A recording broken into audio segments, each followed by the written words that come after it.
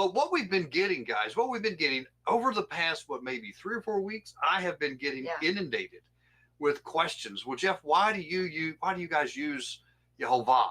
There's a lot of people use Yahuwah. A lot of people use Yahweh. Are there any scholars that use Yehovah? Well, okay, let's just answer that question just real quick. The very first time, guys, when I began to study some of these things, the first time that I heard someone use the name Yehovah was by Dr. Roy Blizzard. He was a tenured professor down at University of Texas. Is where he got his PhD in Hebrew, the Hebrew language. Right? Guys, listen. This guy was a pioneer to our Hebrew roots messianic type movement, guys. And he was using the name Yehovah back in the '60s.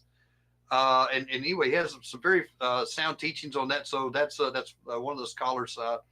Dr. Douglas Hamp uses Yehovah.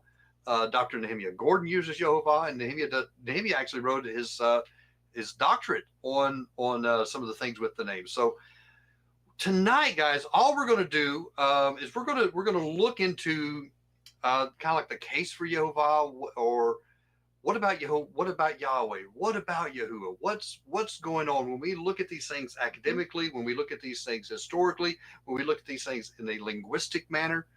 What are the evidence? What are the proofs? Where do we see these things coming down at?